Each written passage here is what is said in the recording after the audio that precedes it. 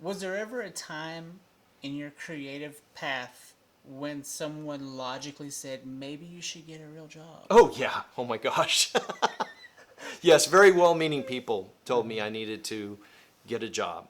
What'd you do? How'd you respond? Well, it's tough. Some of those people were very influential in my life. Mine too. Some of those people were, and I didn't want to let them down. No. And And in one memorable occasion, I did get a job, the cubicle job, and I was miserable. Totally. Miserable.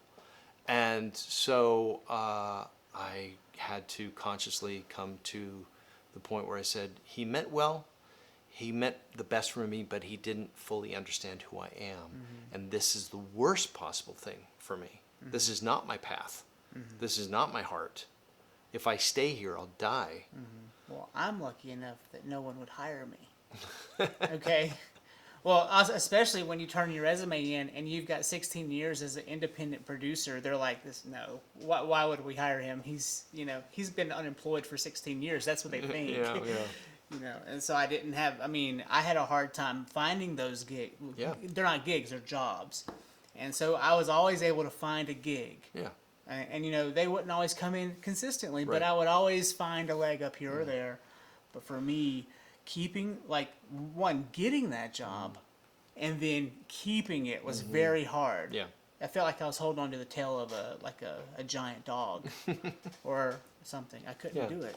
But you're doing, hats off to you, Josh, because you're doing, you're following your dream, you're following your heart with this podcast, with your project, with, it's fun to see as we reconnect, as months go by, you're progressing, you're moving forward. And I think that's the thing that we have to do as creatives, is we just have to keep moving forward with what we have. It feels like a giant lost leader, one after another.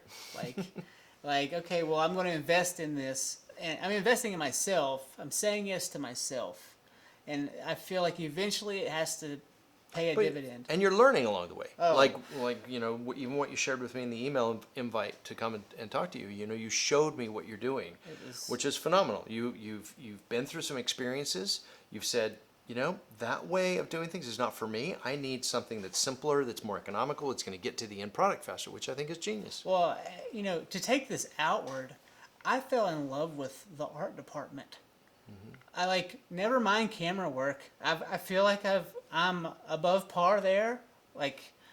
I realize that I really like working with my hands, and I really like building studio spaces. It's like therapy. Well, it shows. It shows. And so Nice. if you're out there and you need a studio, call me. But really though, it just felt right, and I didn't get there until the pandemic, and I was never really one to pick a hammer up and start working with my hands. But I had a lot of wood laying around. Yeah.